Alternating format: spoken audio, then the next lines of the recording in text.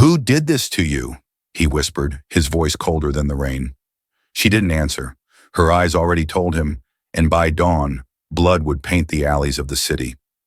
Hilda Haynes was just a bookkeeper, or so everyone thought. But when Paul Gargano, the most feared mafia boss on the East Coast, finds her bruised and broken, something inside of him snaps. This wasn't random. It wasn't a warning. It was personal. And when Paul takes it personally, the city bleeds. If you found someone you loved, shattered and silent, would you believe what they told you, or what their silence screamed? One night, one city, and one ruthless man unraveling the truth, no matter who he has to bury to find it.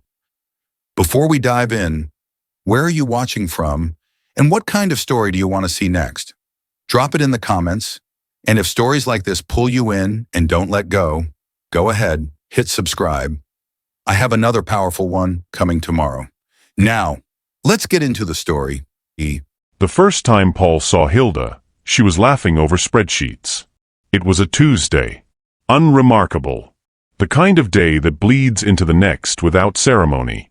He'd walked into the back office of Gargano Imports, one of 17 legitimate fronts padding his empire, expecting the usual, trembling hands, averted eyes, the metallic taste of fear that followed him like cologne. Instead, he found her. Hilda Haynes. Bent over a ledger, pencil tucked behind her ear, laughing at something only she understood. Not a nervous twitter. Not the forced chuckle of someone trying to please. A real laugh. Full-bodied. Unguarded. The kind that made her shoulders shake and her eyes crinkle at the corners. Paul had stopped mid-step. In 38 years, he'd survived 3 assassination attempts, a federal investigation, and a bullet that nicked his lung. But that laugh undid him more than any of it. It was the sound of someone who hadn't learned to be afraid yet. Or worse, someone who had and simply chose not to be. She'd looked up then, still smiling, and said, "Your overseas accounts are a mess, Mr. Gargano. Whoever balanced these last should be fired. Or arrested. Possibly both." No one spoke to him like that. No one. And now, 18 months later, Paul stood in the harsh fluorescent glare of St. Catherine's Emergency, staring down at that same face, and that same mouth was bloodied shut. Her lips, once quick to quirk into that devastating smile, were split and swollen. Purple bloomed across her left cheekbone like spilled wine. Her right eye had swollen completely shut. Dried blood crusted at her hairline. Paul's hands, steady enough to pull a trigger at 20 paces, trembled as they hovered over her hospital bed rail. He didn't touch her. Couldn't. As if the wrong pressure might shatter whatever fragile thread kept her tethered to consciousness. "Who?" he whispered. The word tasted like ash. But Hilda didn't answer. Couldn't. The doctor said she drifted in and out since the paramedics found her in the alley behind her apartment. Said it was a miracle she'd managed to dial 911 before passing out. Miracle. Paul wanted to burn the word from existence. There were no miracles in his world. Only cause and effect. Action and consequence. Someone had done this. Someone had looked at Hilda Haynes, his Hilda, and decided she was disposable. That person's consequence was coming. She was the only person in his empire who did not fear him. Paul had built his reputation on fear. It was currency. Insurance. The invisible fence that kept enemies at bay and allies in line. Men twice his size crossed the street when they saw him coming. Politicians who'd never taken a bribe in their lives suddenly discovered flexible ethics when Paul Gargano asked for a favor. But Hilda? Hilda had once walked into his office, his private office, the one with bulletproof windows and a panic button under the desk, and told him his tie was ugly. "That pattern makes you look like a game show host," she'd said, not even glancing up from the quarterly reports she'd brought for his signature. "I realize you're going for intimidating, but you're landing somewhere near divorced dad at a wedding." His men had gone pale. Tony had actually reached for his piece. Paul had laughed. Actually laughed. Then bought 6 new ties. She never asked him for anything. Not protection. Not money. Not the 1,000 small favors that everyone else in his orbit angled for with transparent desperation. When her car broke down, she took the bus. When her landlord tried to raise her rent illegally, she filed a complaint with the city, not with him. She treated him like he was ordinary. And somehow, that had become the most extraordinary thing in his life.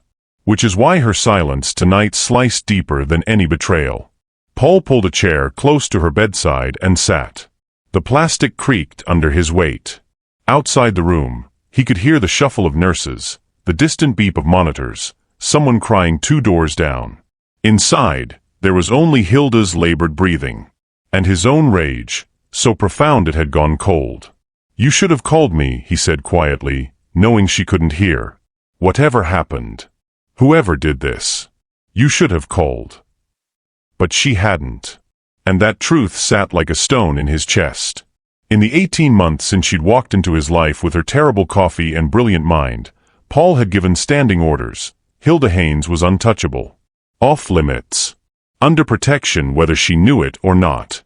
He'd stationed men near her apartment. Had her followed, discreetly, when she worked late. Made sure every owner of every business on her block knew that any trouble near her building would be taken personally.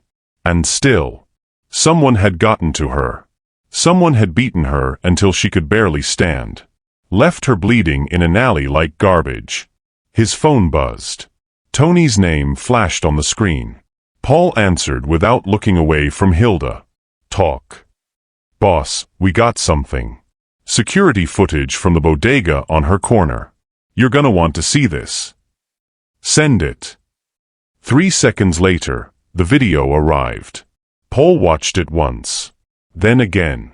Then a third time, just to be sure his eyes weren't lying. The figure leaving the alley, wiping blood from his knuckles against his jacket. Paul knew that walk. Knew those shoulders. Would recognize that profile anywhere. Marcus. His own lieutenant. The man he'd trusted for 7 years. The man he'd sent to watch over her. Paul's grip tightened on the phone until the screen cracked. By dawn, every man in the city would fear for his life. But Marcus? Marcus's sunrise was already over. He sat beside her hospital bed, staring at every bruise. Paul had seen violence. Orchestrated it. Perfected it into an art form with rules and rituals. Clean kills. Strategic eliminations. Violence with purpose, with boundaries, with a twisted kind of honor. This was something else entirely. The bruise on her left temple was shaped like knuckles. 4 distinct marks where someone's fist had connected with bone. The split on her lower lip suggested a backhanded strike, ring probably, given the depth of the cut. Defensive wounds marked her forearms. She tried to protect herself. Each bruise seemed to him like a riddle he was too late to solve. What had she done to provoke this? No, wrong question. Hilda didn't provoke. She observed. Calculated. Kept her head down and her ledgers balanced. So what had she seen? What had she stumbled into that made someone decide she needed to be silenced? And why hadn't his protection been enough? Paul leaned forward, elbows on his knees, and pressed his palms against his eyes until he saw stars. When he'd built his empire, he'd promised himself he'd never be weak. Never be vulnerable. Never give the world a soft target to exploit. Then Hilda had laughed at a spreadsheet, and he'd handed her a loaded gun without even realizing it. She'd become his weakness. And someone had pulled the trigger. The monitor beside her bed beeped steadily. Her breathing remained shallow but consistent. The doctor said she'd wake up, probably within the next few hours. Severe concussion. Bruised ribs. No internal bleeding, thank God, but she'd be in pain for weeks. Paul would make sure whoever did this was in pain forever. A sound pulled his attention back. Soft. Almost imperceptible. Her fingers twitched. Paul straightened immediately, his entire body going rigid with attention. Hilda. Another twitch. Then her index finger curled slightly, like she was trying to grasp something that wasn't there. I'm here. He caught himself reaching for her hand, then stopped. Even now, he was afraid of hurting her. You're safe. You're in the hospital. Nobody's going to touch you. Her lips parted. Dry. Cracked. A whisper escaped, so faint he had to lean in until his ear was inches from her mouth. Mar. Paul's blood turned to ice. Marcus, she breathed. The name barely audible, but unmistakable. Then her hand went limp again. Her breathing evened out. She'd slipped back under.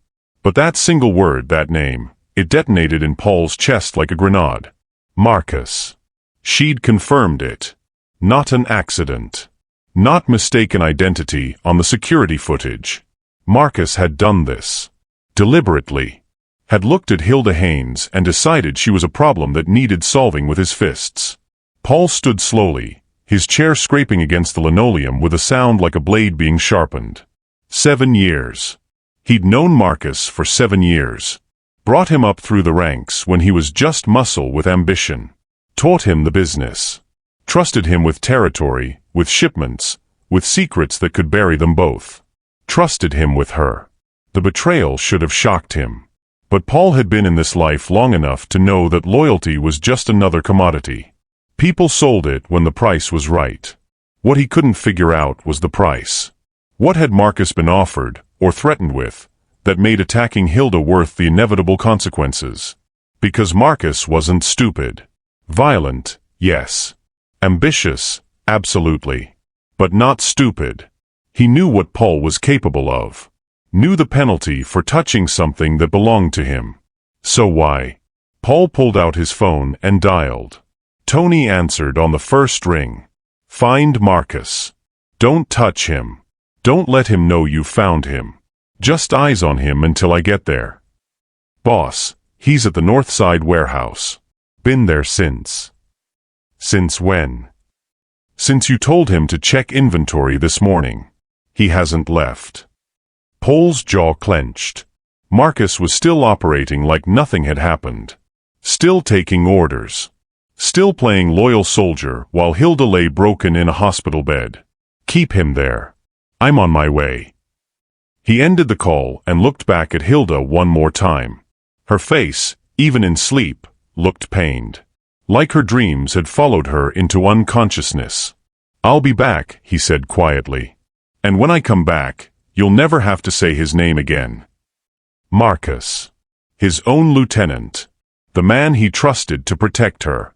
The drive to the Northside warehouse took 14 minutes. Paul made it in 9. He didn't speed. Didn't run lights.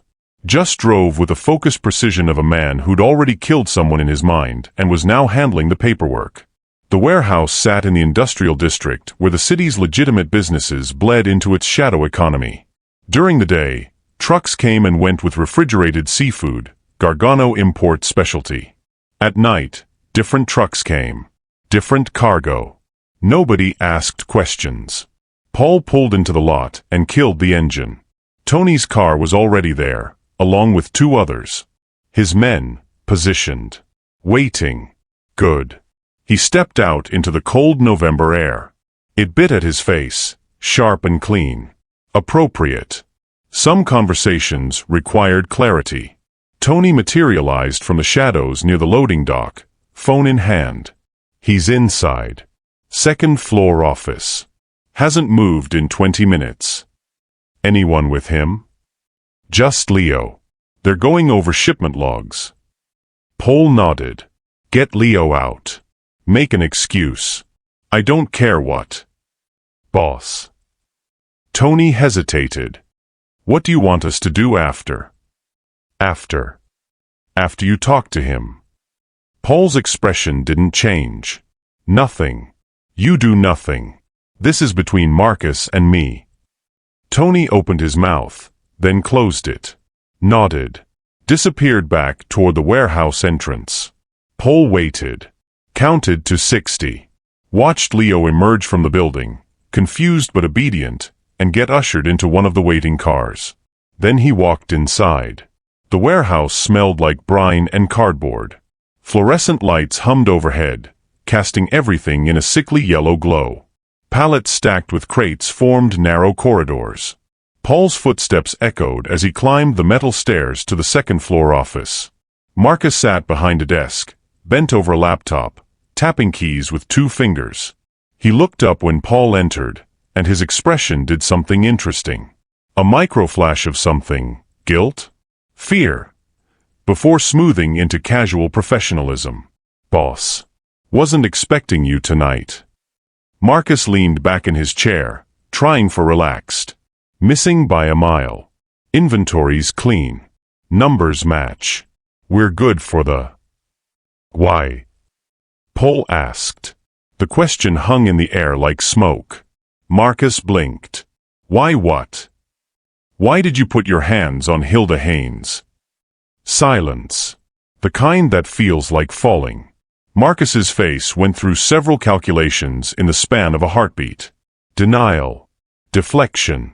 Then, seeing something in Paul's eyes that made lying impossible, a different kind of panic. Paul, listen. I saw the footage. She said your name. So don't insult me by pretending you don't know what I'm talking about. Marcus stood slowly, hands raised. Placating. Like Paul was a bomb that might go off if jostled. It wasn't personal. You have to understand. Then make me understand. She saw something she shouldn't have. She was, Marcus caught himself. Swallowed. She was going to ruin everything. What did she see? It doesn't matter now. It matters to me. Marcus's jaw worked. He was sweating now, despite the cold. The books. She caught me skimming. Just a little. Just enough to, he stopped. Realized he was digging his grave deeper with every word. Paul took one step closer. Just one. So you beat her unconscious. I panicked. She said she wouldn't tell you, but I couldn't trust that. I couldn't, Marcus's voice cracked. Paul, I've been loyal. 7 years. You know me. This was a mistake. One mistake. One mistake, Paul repeated softly. The answer wasn't Hilda's to give. She'd been unconscious. Couldn't explain the fear in Marcus's eyes, the desperation that had turned to violence. But Marcus could. And he was doing it now, piece by piece, confession by confession. Stealing. Panicking. Lashing out at the one person who'd probably offered him a second chance before Paul ever found out. That sounded like Hilda. Warn first. Give people room to fix their mistakes. And Marcus had repaid her mercy with his fists. Paul pulled his gun in one smooth motion and aimed it at Marcus's chest. You're right, he said. One mistake. 6 months earlier. Hilda had stayed late. Again. It was a Thursday, the night before quarterly reports were due. Most of the office had cleared out by 6. But Hilda sat at her desk under the pool of her lamp, cross-referencing ledgers with bank statements, a cold cup of coffee forgotten at her elbow. She'd been hunting a discrepancy for 3 days. Small. Barely noticeable. The kind of thing most accountants would write off as a rounding error or a vendor's mistake. But Hilda wasn't most accountants. $15,000. Skimmed across 6 transactions over 4 months. Whoever had done it was careful, splitting amounts, spacing them out, burying them in legitimate operating expenses. Smart. Almost invisible. Almost. She'd traced it to a single authorization code. And when she cross-checked that code against the personnel database, one name appeared. Marcus Delgado. Hilda sat back in her chair and stared at the screen. She could feel her heart beating in her throat. This wasn't her world, the world of men like Paul Gargano and Marcus Delgado. She balanced books. Filed taxes. Kept her head down and her morals questionable enough to work for a man whose business interests included things she preferred not to examine too closely. But theft? That was different. That was stupid. That put everyone at risk. She heard footsteps in the hallway. Heavy. Confident. Marcus appeared in her doorway, coffee in hand, looking surprised to see her. Burning the midnight oil. He smiled. Charming. The kind of smile that probably worked on everyone. Hilda closed the ledger. Can I talk to you for a minute? Something flickered across his face. Gone in an instant. Sure. What's up? She chose her words carefully. I found some irregularities in the accounts. Small stuff. Easy to miss. But I'm required to report anything over 10,000. Marcus's smile didn't waver, but his knuckles went white around the coffee cup. Irregularities. 15,000. Across 6 transactions. Your authorization code. Silence stretched between them like a wire pulled taut. Then Marcus set down his coffee and sat on the edge of her desk. Too close. Deliberately invasive. Look, Hilda. You're smart. I respect that. But maybe you don't understand how things work around here. I understand accounting. This isn't about accounting. It's about, he waved a hand, operational flexibility. Sometimes money needs to move in ways that don't fit neatly into your little columns. Then get Paul to authorize it. I'm sure he'd understand. Marcus's jaw tightened. Paul doesn't need to know about this. Actually, he does. This is his company. His money. And if the IRS audits us, the IRS won't audit us. How do you know? Because I'm careful. He leaned closer. And because you're not going to tell anyone about this. Hilda met his eyes. Held them. I'm not reporting you, Marcus. I'm warning you. Put the money back. Clean up the books. And it never happened. She'd said it so simply. Like she was suggesting he file a form or resubmit an invoice. Like mercy was just good business practice. Marcus stared at her. You're serious? Completely. You have until Monday. After that, I submit my quarterly report to Paul. Why would you do this? Cover for me. Hilda shrugged, turning back to her computer. Because everyone makes mistakes. And because I'd rather solve a problem than create one. Marcus stood. Lingered. You're either the smartest person I've ever met or the dumbest. Probably both, Hilda said without looking up. Good night, Marcus. He'd left without another word. By Monday, the money was back. Transactions adjusted. Books balanced. Hilda never mentioned it again. Never held it over him. Never asked for anything in return. But to Marcus, mercy was weakness. And weakness, in his world, was an invitation. She'd seen something she shouldn't have. She held power over him, the power to destroy his reputation with a single conversation. He couldn't allow that. Couldn't live with the uncertainty of whether she'd change her mind someday. So 6 months later, when she stumbled onto something else, something bigger, something that connected to people Marcus couldn't afford to cross, he made a choice. He'd repay her mercy with silence. Permanent silence. Back in the present, Paul lowered his gun. Not because he'd changed his mind, but because pulling a trigger would be too quick. Too clean. Marcus had beaten Hilda with his hands, had made it personal, intimate, cruel. He deserved the same consideration. But first, Paul needed the whole truth. He holstered the weapon and walked to Marcus's desk. Sat on the edge of it.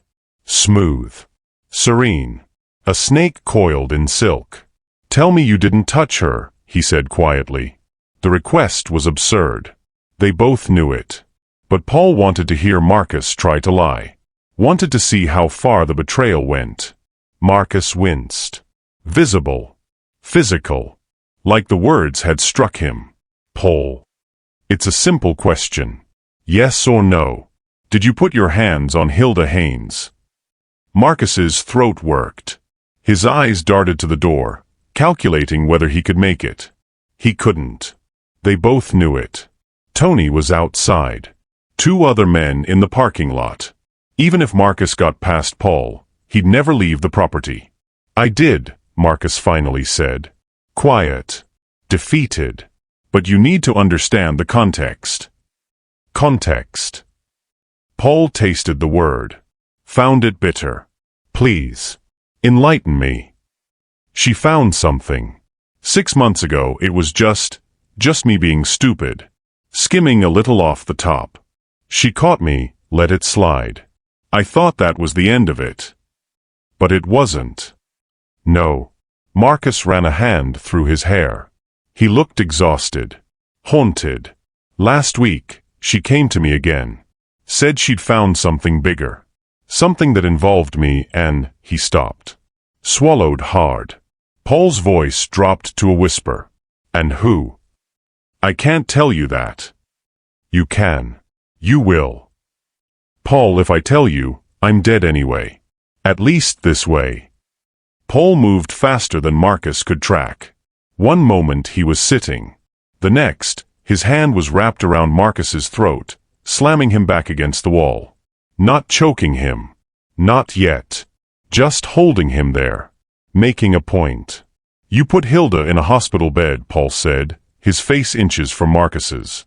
You broke her ribs. Split her lip. Made her afraid. The only question left is whether you die quick or slow. Names might buy you quick.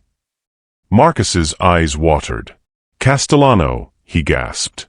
Vincent Castellano. Paul froze. Vincent Castellano. Old blood. Old money. One of the 5 families that divided the city like a pie 30 years ago. Paul's organization had stayed clear of Castellano territory by design, an unspoken treaty that kept the peace and the profits flowing. What does Castellano want with my accountant? Not her. You. She just, Marcus coughed. She found the connection. The shell companies we've been using to wash money? Half of them are Castellano fronts.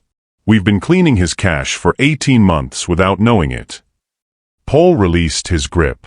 Marcus slumped against the wall, gasping. So Hilda discovers we're accidentally in bed with Castellano, Paul said slowly, piecing it together. And you decided the solution was to beat her into silence. He told me to handle it. Said if word got out that we knew, if it looked like we were trying to cut ties or expose the arrangement, he'd consider it an act of war. I panicked.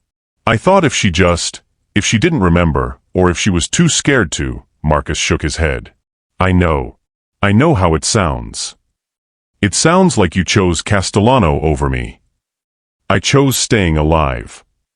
Paul studied him. Marcus, his lieutenant of 7 years, reduced to this.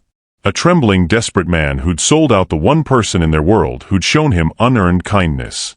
And in doing so, Marcus had dragged Paul into something far more dangerous than stolen money. You made the wrong choice, Paul said. Then he pulled out his phone and made a call that would change everything. But the call never connected. Because Marcus lied. Of course he lied. Men always lied when their backs were against the wall. Paul had been lied to by experts, federal agents, rival bosses, his own blood. He could spot deception like a bloodhound catching a scent. And Marcus? Marcus was terrified, yes. Desperate, absolutely. But beneath the fear, underneath the trembling confession about Castellano and shell companies and accidental money laundering, there was something else. Relief.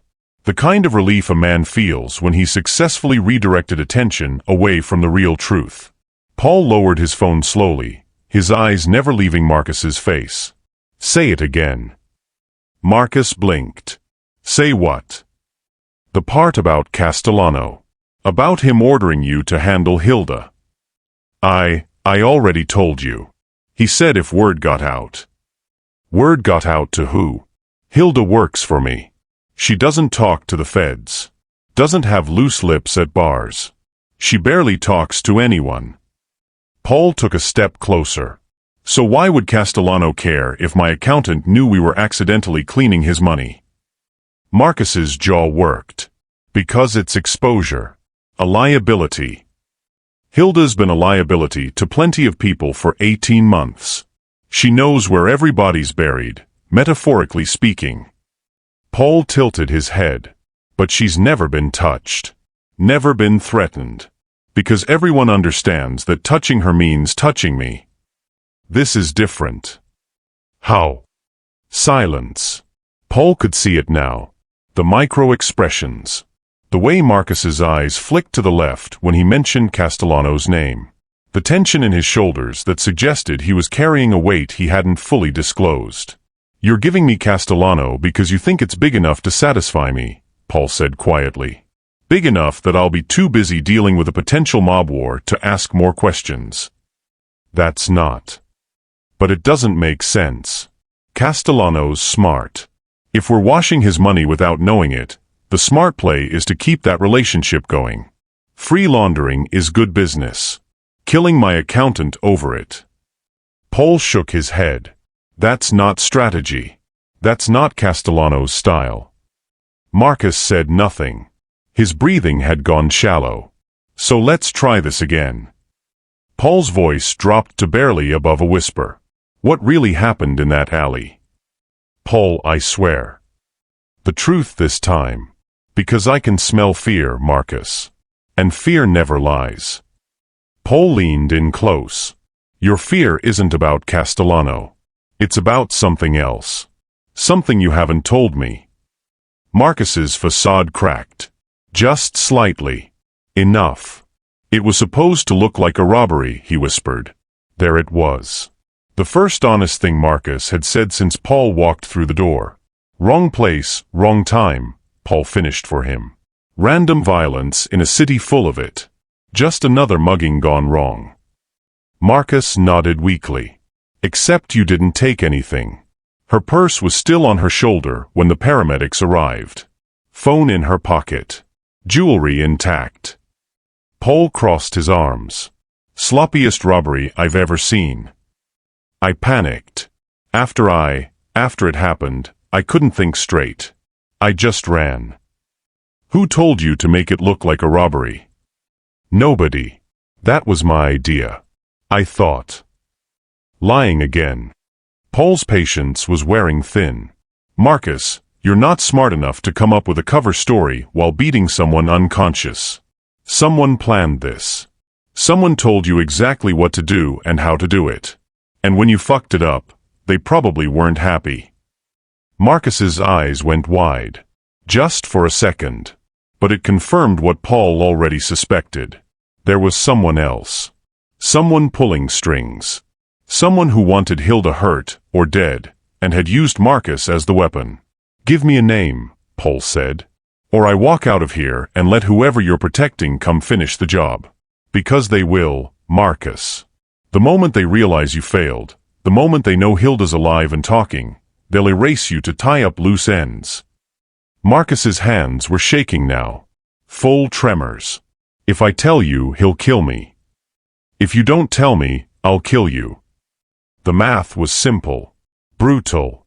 Effective. Marcus opened his mouth to answer. And then the building exploded. Not the warehouse.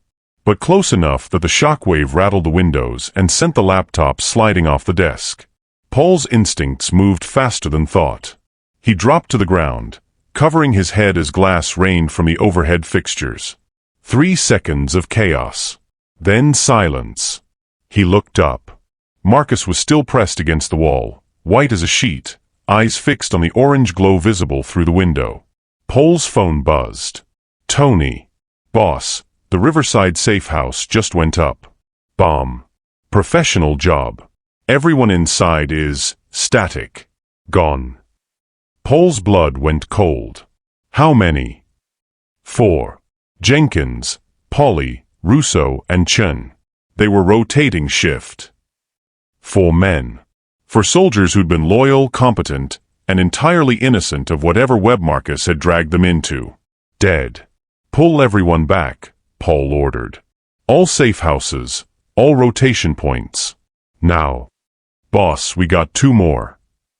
Another explosion. Distant. North side of the city. Then a third. This one closer. East. Jesus Christ, Tony breathed. They're hitting everything. Paul stood, brushing glass from his jacket. Marcus hadn't moved. Was still staring at the flames on the horizon like a man watching his own funeral pyre. Who?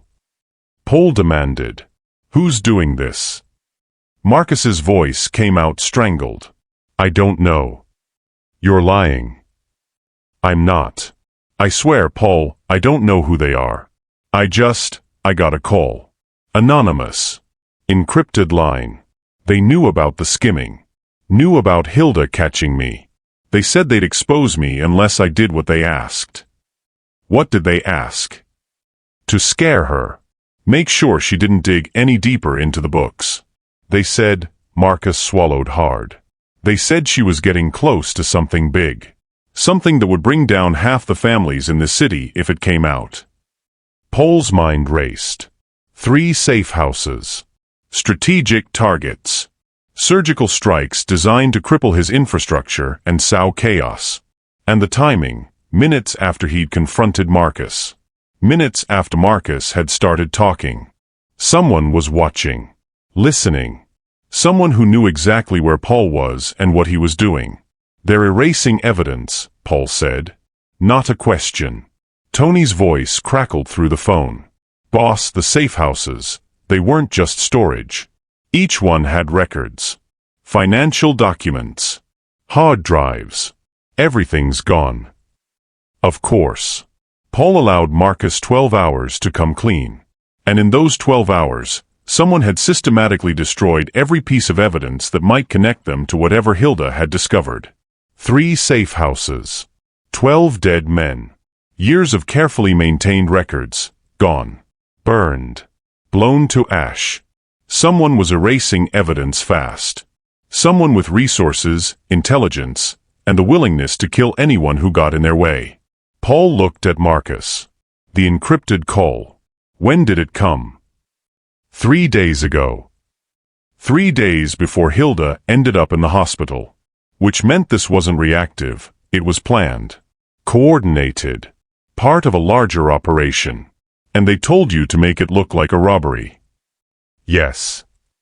But you didn't. You beat her and ran. Left her alive. Paul's eyes narrowed. Did they know you failed? Marcus shook his head. I told them it was done. That she wouldn't be a problem anymore. And when they find out she's alive, they'll send someone to finish it. And to finish me. Paul's phone buzzed again. Another text from Tony. Then another. Then a third. More explosions. More fires. More bodies. By the time the sun rose, Paul's organization would be crippled. His men scattered or dead. His records destroyed. And somewhere out there, the person orchestrating all of it would be watching the chaos unfold like a conductor directing a symphony of destruction. And Hilda, alone in that hospital bed, was still in their crosshairs. Wait, it gets worse. If this shocked you already, just wait.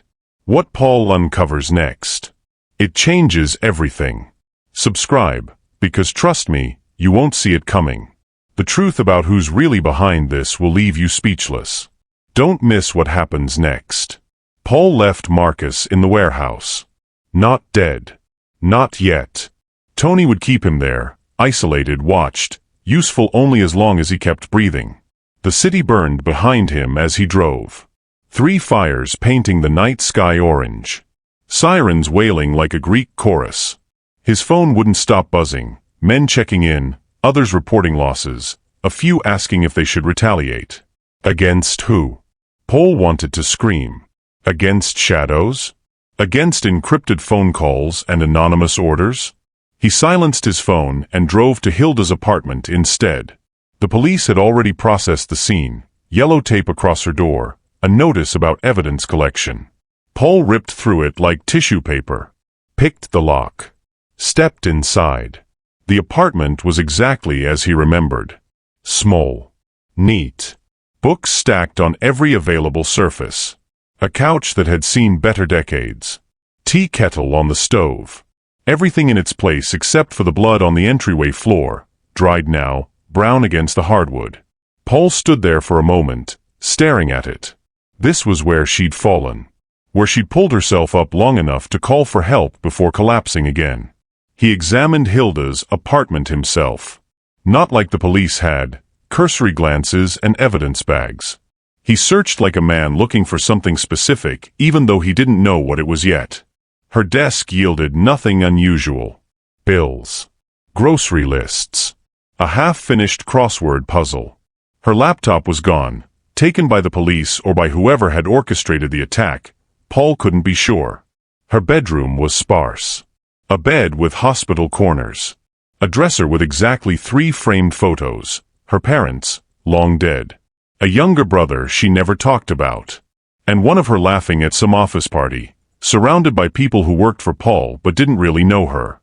Paul moved through the space methodically, checking behind furniture, inside air vents, under the mattress, places amateurs hid things. Nothing. Then he noticed the floor. One board near her bedside table sat slightly higher than the others. Barely perceptible. Most people would have missed it entirely. Paul knelt, tested the board with his fingers. It lifted easily, deliberately loosened. Concealed beneath it, a burner phone. Small.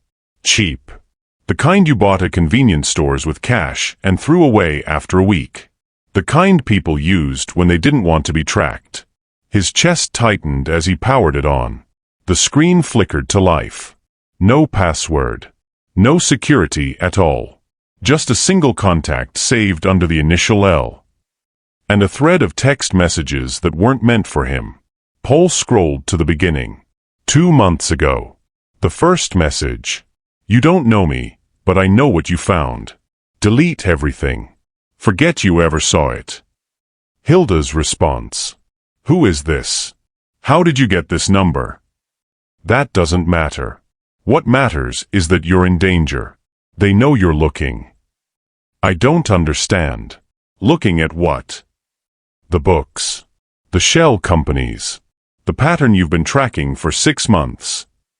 Paul's blood went cold. 6 months.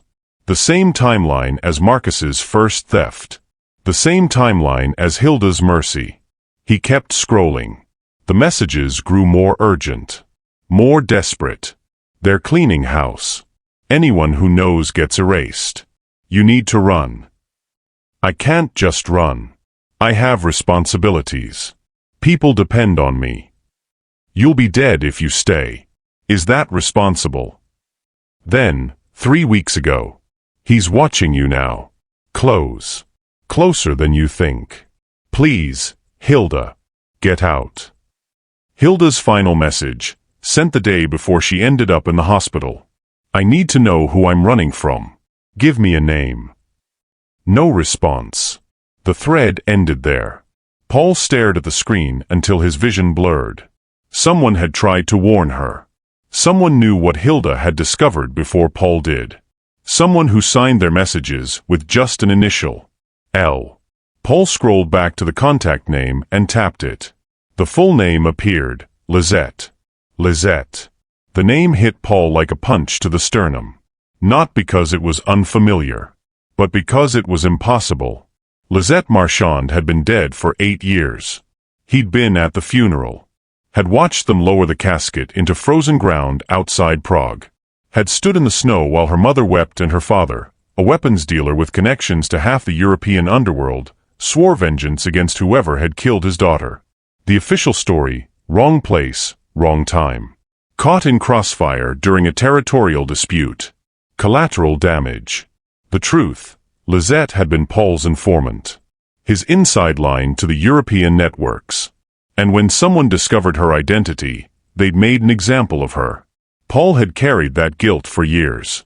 Had paid for her funeral. Had quietly supported her family even after they'd cut ties with everyone in the life. He'd promised himself he'd never let anyone get that close again. Never put someone in that position. And then Hilda had laughed at a spreadsheet. But Lizette was dead. He'd seen the body. Identified it personally. The bullet wounds were real. The death certificate was real. Everything was real. Except apparently, it wasn't. Paul read the messages again. The tone. The phrasing. The way she abbreviated certain words and overused M-dashes. It was her.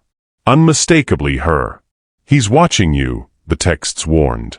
Get out. But Hilda never ran. Because Hilda wasn't built that way. She'd stayed. Kept working. Kept digging. Right up until someone sent Marcus into that alley with orders to make her stop. Paul's mind raced through the implications. If Lizette was alive, she'd been in hiding for 8 years. Deep cover. Off-grid. which meant someone had helped her disappear. Someone with resources and motivation. And now she was reaching out to Hilda, warning her about the same people who tried to kill Lizette years ago. The pattern was forming. Ugly. Undeniable. Paul tried calling the number. It rang once, then disconnected. Tried again. Same result. The line was dead or deliberately blocked. He pocketed the phone and stood. His reflection caught in Hilda's bedroom mirror, a man who'd built an empire on knowing things before anyone else. On controlling information. On seeing threats before they materialized. And somehow, he'd missed this. All of it. Hilda had been warned 2 months ago. Had been told to run. And she'd chosen to stay, whether out of loyalty to Paul, stubbornness, or simple refusal to be intimidated, he couldn't know. But the result was the same. She'd stayed. And it had nearly killed her. Paul's phone buzzed.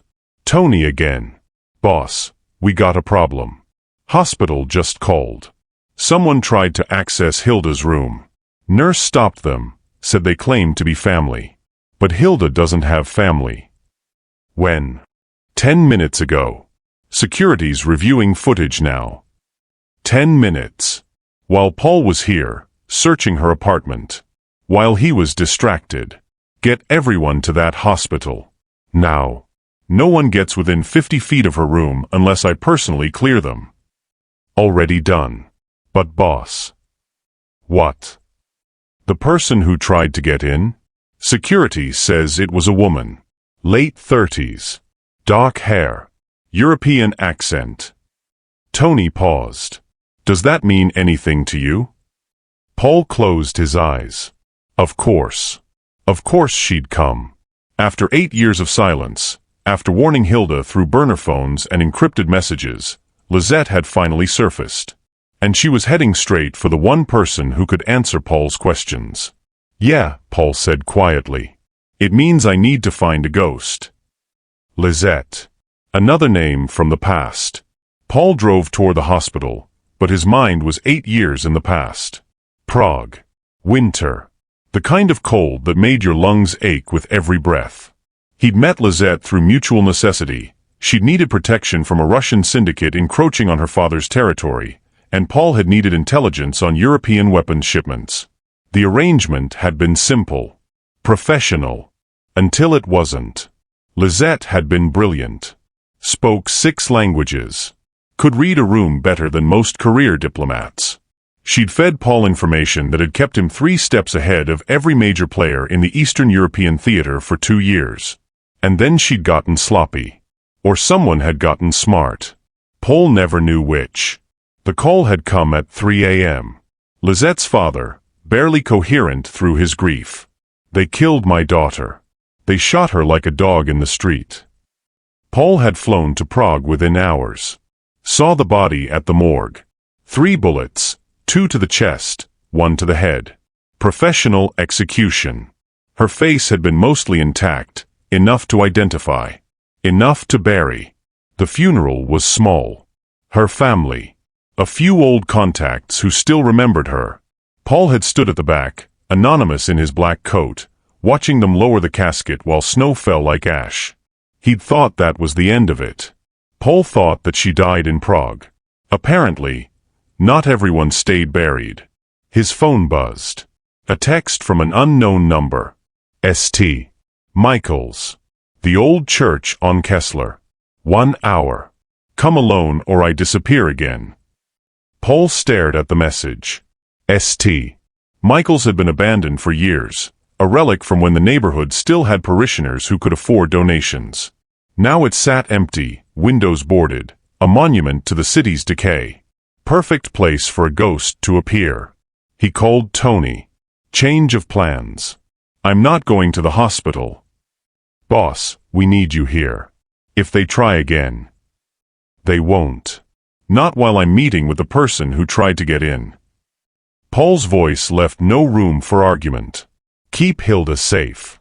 Shoot anyone who gets within 20 feet of her door. I don't care if they're wearing scrubs or carrying a Bible. Where are you going? To talk to a dead woman. He ended the call before Tony could ask the obvious questions.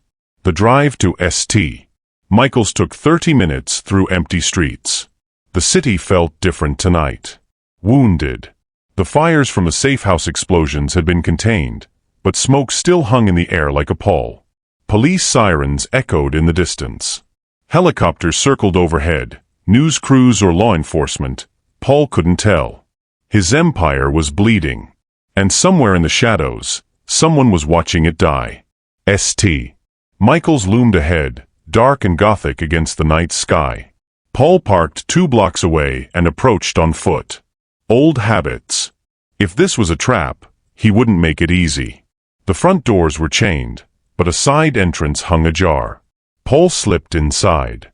The interior smelled like mildew and forgotten prayers.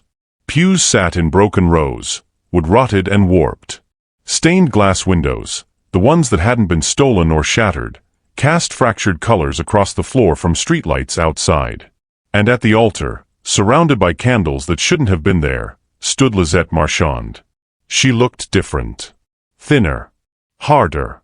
Her dark hair was cut short now, no longer the elegant waves he remembered. Scar tissue marked her left collarbone, visible above her jacket, testament to bullets that should have killed her. But her eyes. Those were the same. Sharp. Calculating.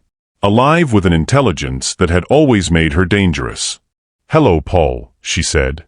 Her accent was softer now, like she'd spent years trying to sand it down. "You look older. You look alive." Paul stopped 10 feet away, hand resting near his concealed weapon. "Want to explain how that's possible?" "Not particularly." She gestured to the candles.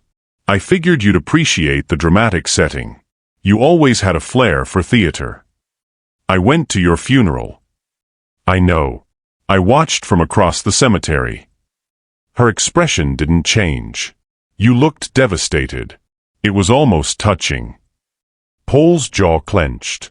"Who did I bury?" "A Jane Doe from the Prague morgue. Similar build. Similar features. Dental records were adjusted." Lisette shrugged. "Turns out death is negotiable if you have the right connections." "Why?"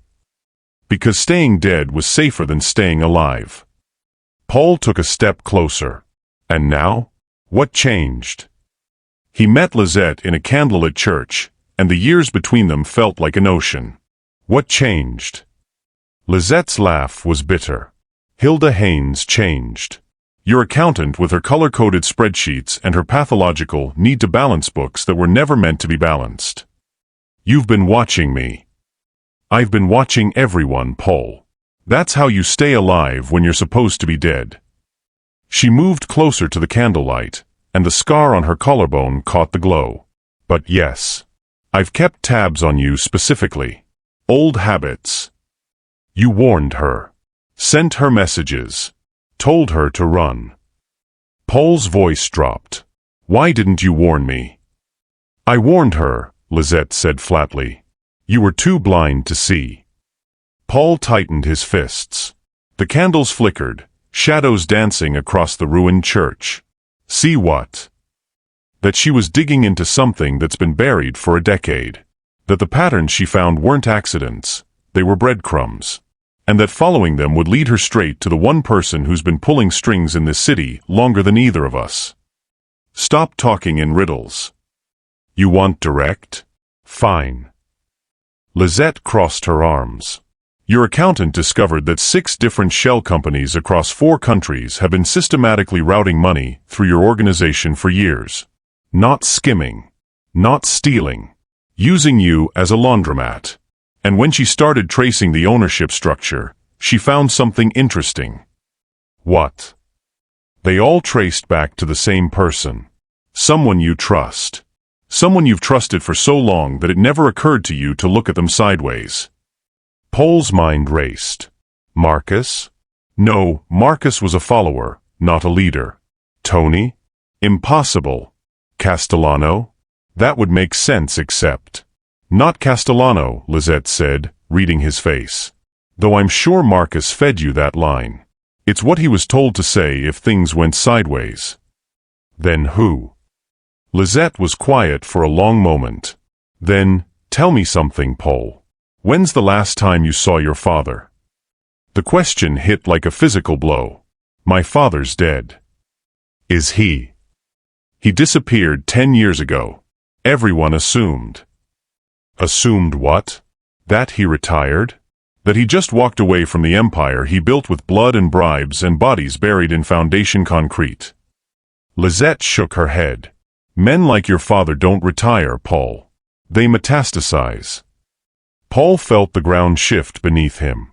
His father, Antonio Gargano, the man who taught him everything about power and nothing about mercy, who'd ruled the city with an iron fist until Paul had quietly orchestrated his removal, not violently, but strategically, cutting off resources, turning allies, making the old man's position untenable until he had no choice but to disappear.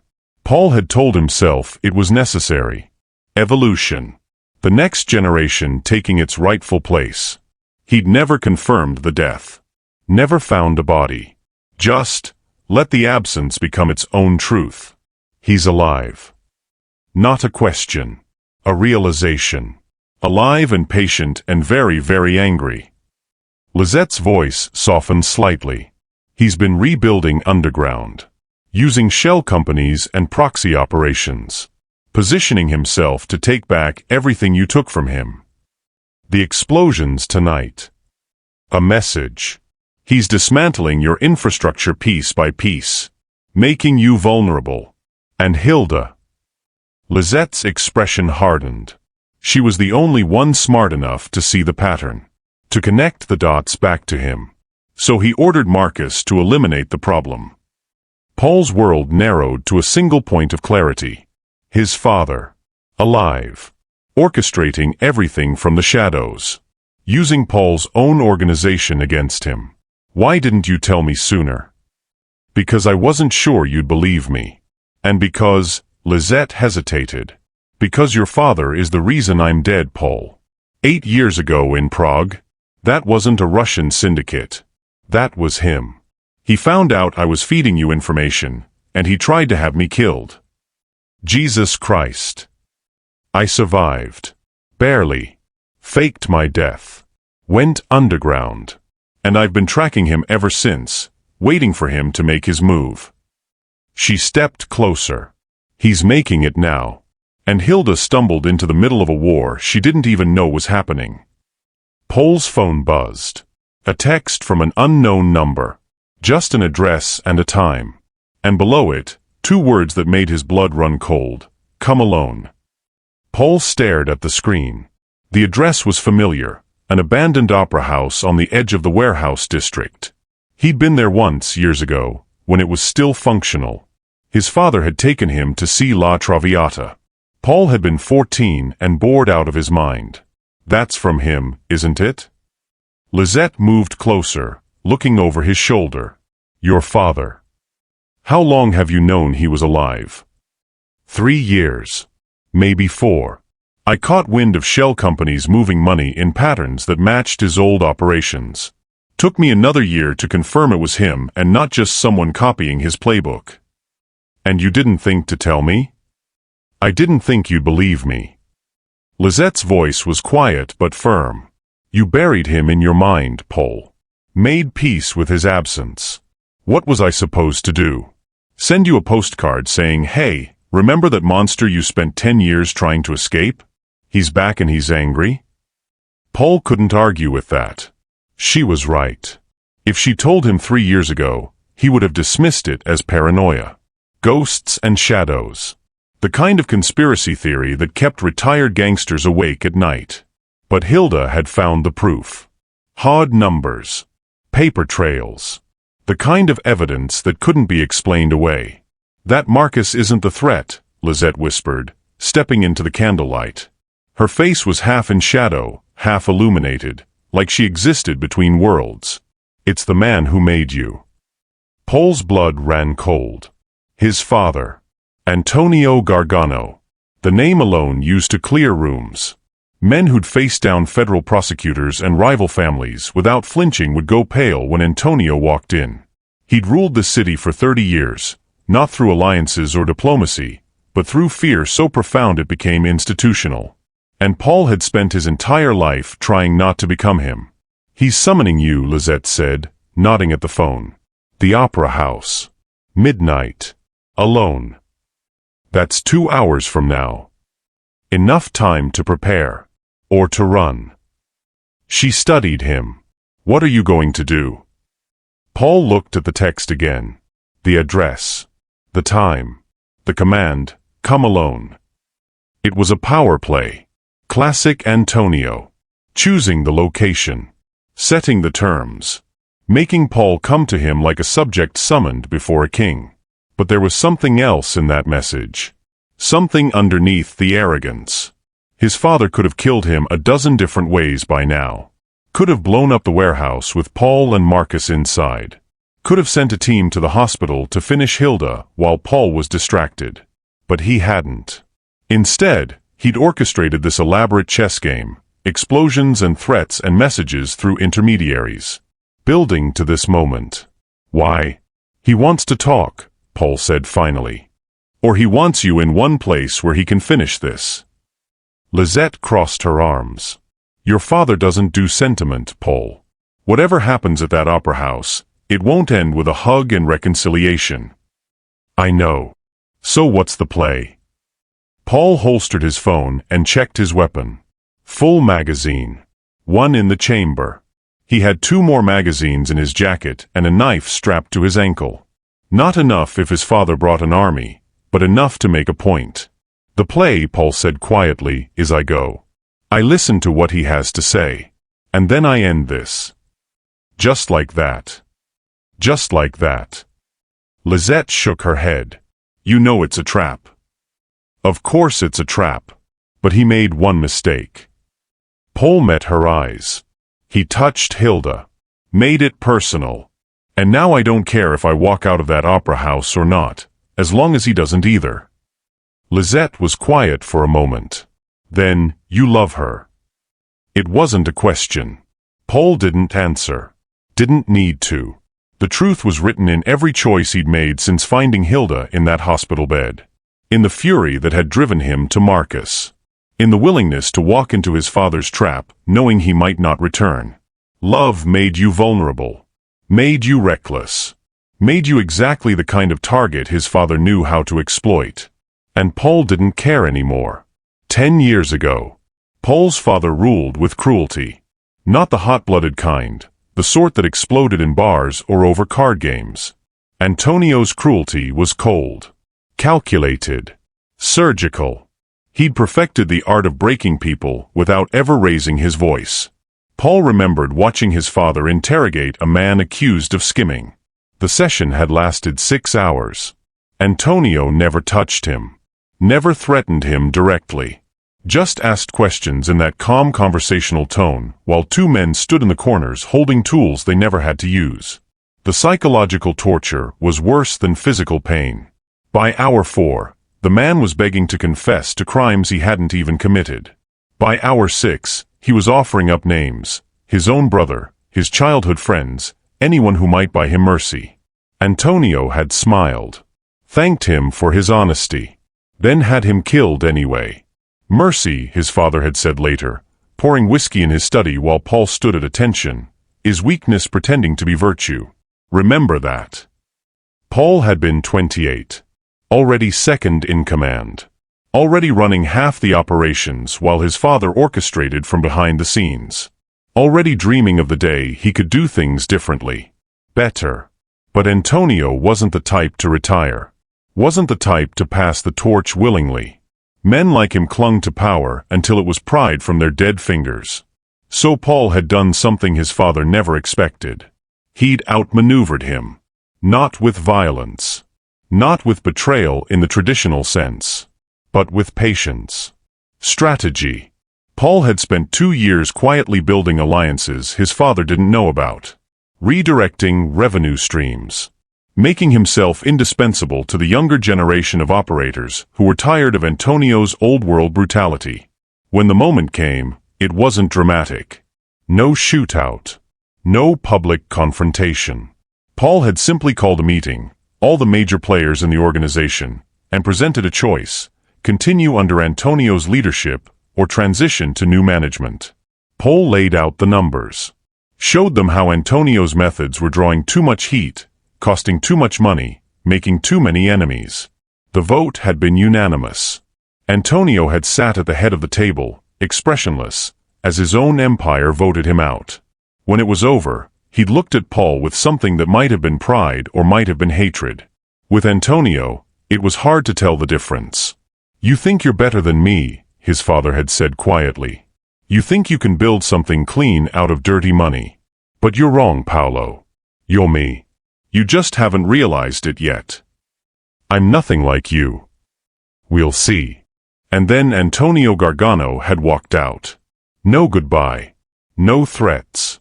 No promises of revenge. Just gone. He disappeared a decade ago. Or so Pol believed. For months, Pol had waited for retaliation. Hired extra security. Vetted every new hire 3 times over. Slept with a gun under his pillow and one eye open. But nothing happened. Rumors circulated. Antonio had fled to South America. Or Eastern Europe. Or was dead in a ditch somewhere, killed by someone from his own brutal past. Eventually, Pol stopped looking over his shoulder. Stopped expecting the other shoe to drop. He'd won. He'd taken the throne without bloodshed. Had proven he was smarter, more strategic, more capable of leading the organization into the modern era. He believed he was free. But Antonio had taught him one lesson Pol had apparently forgotten. The best revenge is the one your enemy doesn't see coming. The kind that ferments in darkness. That waits. That plans. 10 years of silence hadn't been surrender. It had been preparation. And now, standing in an abandoned church with a woman he'd thought was dead, Pol finally understood. His father had never left. He'd just been waiting for Pol to build something worth destroying. In truth, Antonio had been running things underground. Not from exile. Not from hiding. From right beneath Pol's feet. Lizette had traced it all. The web of shell corporations, the proxy operations, the carefully laundered money flowing through legitimate channels Pol himself had established. "He used your infrastructure," Lizette explained as they left the church. "Every safe house you built, every shipping route you secured, every politician you bought, he piggybacked on all of it. You were making him rich while thinking you'd won." The irony was acid in Pol's throat. He'd spent 10 years building an empire on the bones of his father's legacy, never realizing Antonio was underneath it all, parasitic and patient. "How much?" Pol asked. "Money? Tens of millions. Maybe more." Hilda's spreadsheets would have the exact figure, but she never got the chance to finish the audit before Marcus. Lizette stopped. "He's been rebuilding everything you took from him. Loyalty networks. Muscle. Politicians who remember the old days and preferred his methods to yours. And now he wants Pol's empire back. Not wants. He's taking it. Tonight was just the opening move." Lizette pulled out her own phone, showing Pol a news feed. 4 more fires in the last hour. 2 of your distribution centers. Your accountant's office, completely gutted. And a restaurant in Little Italy that I'm guessing was more than just a restaurant. Pol stared at the images. Flames. Smoke. Emergency vehicles. His life's work burning in real time while he stood in a church parking lot. "He's erasing you," Lizette said quietly. "Systematically dismantling everything that made you powerful. And when you're weak enough, when you've lost enough that your own people start questioning whether you can protect them, that's when he'll step back in. Not as a conqueror. As a savior." It was brilliant. Vicious. Exactly the kind of strategy Antonio would employ. He wasn't just taking the empire back, he was making Pol's people beg for his return. And Hilda. Pol's voice was flat. Dangerous. Hilda was just the bait. The words landed like a physical blow. Pol had known it intellectually, known that attacking her was strategic, not personal. But hearing it confirmed made something fundamental shift inside him. Hilda, with her terrible coffee and brilliant mind and laugh that undid him. Hilda, who'd never asked him for anything, who'd treated him like he was ordinary, who'd shown Marcus mercy when she could have destroyed him. She'd been bait, a lure to draw Paul into making mistakes, to make him emotional, reckless, everything his father had taught him never to be. And it had worked. He knew, Paul said, about her, about what she meant to me. He's been watching you for 10 years, Paul. Of course he knew. He probably knew before you did. Lizette's expression softened slightly.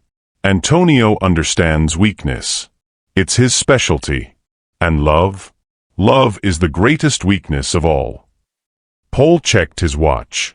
11:30. 30 minutes until the meeting at the opera house. Come with me, he said. He said come alone. I don't care what he said. Paul. Lizette caught his arm. If I show up, he'll know I'm alive. He'll know I've been feeding you information. It'll compromise everything I've built. You mean your cover? My life. I've been dead for 8 years because it was the only way to stay ahead of him.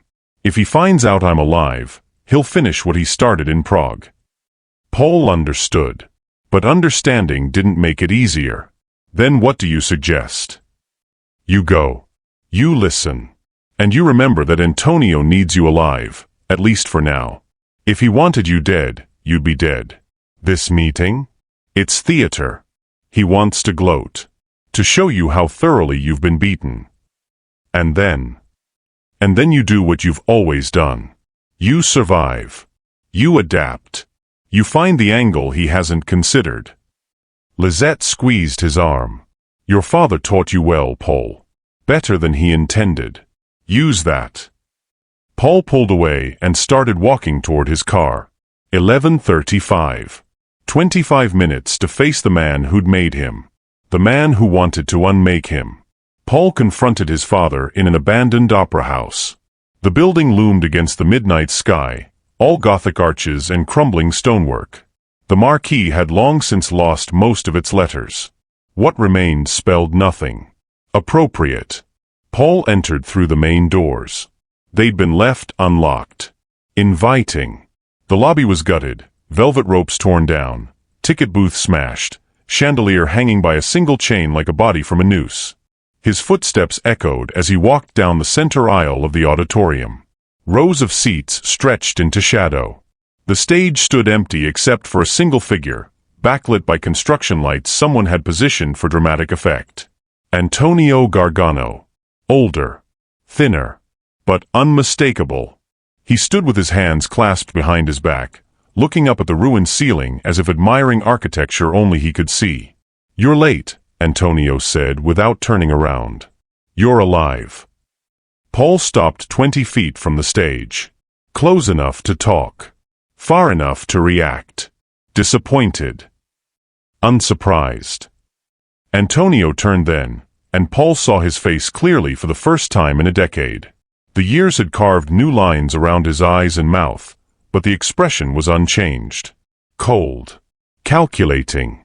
Amused by private jokes no one else was allowed to understand. You've done well, Antonio said. Better than I expected, honestly. I thought you'd run the organization into the ground within 5 years. Instead, you've almost doubled our revenue. Your revenue. My revenue. My contacts. My infrastructure. You were just house-sitting. Antonio smiled. But the lease is up. That was a 3-minute conversation. Paul let his father talk. Let him explain the shell companies, the proxy operations, the systematic infiltration of everything Paul had built. Antonio spoke with the pride of an artist describing his masterpiece, how he'd positioned people years in advance, how he'd used Paul's own expansion to his advantage, how he turned Paul's mercy into weakness. Marcus was easy, Antonio said. Greedy men always are. A little money, a little fear, and suddenly they're willing to do anything. Including beating an innocent woman. Innocent. Antonio laughed. Paolo, there's no such thing. Not in our world. That woman was a threat. Smart. Too smart. She would have unraveled everything if Marcus hadn't intervened. You ordered it. I suggested it. There's a difference. Antonio descended from the stage, moving closer. I told Marcus she was a problem that needed solving. How he chose to solve it was his decision. You tried to kill her to get to me. I tried to wake you up. To show you that sentimentality has consequences. You want to build an empire on mercy and second chances? Fine. But don't be surprised when people exploit that kindness. Antonio stopped 10 feet away. I taught you better than this. You taught me to be a monster. I taught you to survive. There's a difference. The shooting took less than 10 seconds. Antonio reached for something inside his jacket. A weapon, a phone, Paul never knew. Didn't matter. Paul's gun was already drawn, already aimed, already firing before conscious thought caught up to muscle memory. 3 shots. Center mass. Professional. Clean. Antonio staggered backward. His hand came away from his jacket empty. He looked down at his chest, then up at Paul, and something flickered across his face. Surprise? Pride? Disappointment? There he is, Antonio whispered. Blood on his lips. There's my son. He collapsed. Paul stood there, gun still raised, waiting for the trap to spring. For armed men to rush from the wings. For something to happen that would prove this wasn't over. But nothing came. Just silence. Just his father's body on the floor of an abandoned opera house, bleeding out among the dust and broken dreams. Paul holstered his weapon and walked out. He didn't look back. Dawn broke over the city as Paul drove back to the hospital. The sky bled from black to purple to orange, a bruised sunrise that matched how he felt inside. His phone had been buzzing for hours. Tony. His lieutenants. People reporting in, asking for orders, trying to understand what was happening. Paul ignored them all. There would be time for damage control. Time to rebuild what had been burned. Time to root out every person Antonio had positioned in his organization over the past decade. But first, there was Hilda. The hospital was quieter now. Early shift arriving. Night shift heading home. Paul walked past security without acknowledging them. Past nurses who'd learned not to ask questions. Past the guards Tony had stationed outside Hilda's room. He pushed open the door. She was awake. Sitting up slightly, head turned toward the window, watching the sunrise paint the sky. The swelling around her eye had gone down slightly. The bruises were evolving through their color spectrum, purple to green to yellow. But she was conscious. Alert. Alive. Hi, she said. Her voice was rough, unused. But it was her voice. Real. Present. Paul crossed the room and sat in the chair beside her bed. The same chair he'd occupied the night before, when he'd thought he might lose her. When he'd realized how thoroughly his father had outmaneuvered him. Back at Hilda's side, Paul clasped her hand. It was warm. Solid. Real in a way that made his chest ache. You look terrible, Hilda said. A laugh surprised him, broken, exhausted, but genuine. You're one to talk. Fair point. She tried to smile, winced at the pain in her split lip. What happened? They won't tell me anything.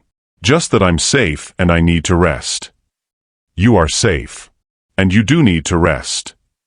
Paul. He met her eyes. One still swollen, nearly shut, but the other watching him with that sharp intelligence he'd fallen for in the first place. She'd almost died because of him. Because she'd been smart enough to see patterns in numbers that everyone else had missed.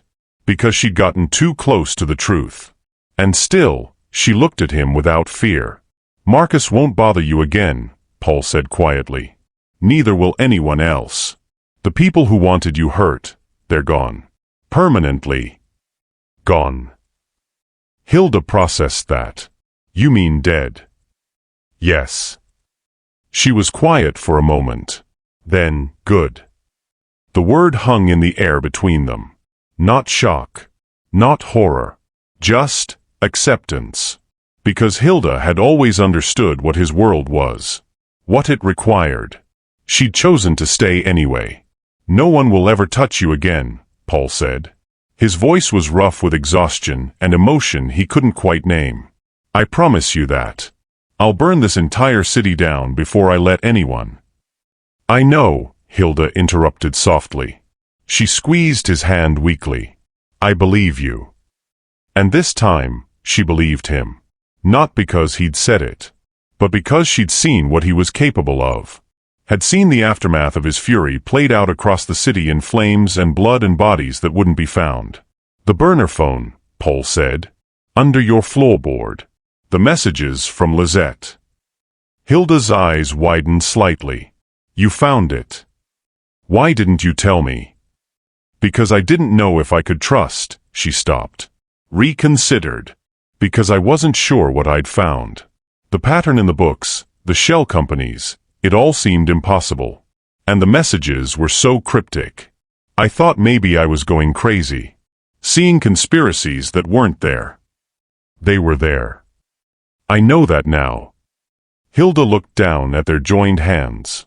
I'm sorry. I should have come to you immediately. You tried to protect me by keeping quiet. I almost lost you because of it. Paul lifted her hand to his lips. Kissed her knuckles gently. Don't do that again. Don't almost get beaten to death. I'll try my best. Despite everything, the exhaustion, the violence, the weight of what he'd done, Paul smiled. Smartass. You've known that since day one. Yeah, I have. He kept holding her hand. Kept sitting there as dawn light filled the room and the city woke up outside. His empire was in shambles. His father was dead. His organization would need weeks, maybe months, to recover from the damage Antonio had done. But Hilda was alive. Awake. Looking at him with those brilliant eyes and that smile trying to break through despite the pain. And for the first time in 10 years, Paul Gargano didn't feel like he was carrying the weight of his father's shadow. He just felt free. Thanks so much for watching till the end. If this story moved you, you're going to love what's coming next. It's even more surprising and emotional than this one. Go ahead and click the story on your screen right now, and see you in the next story.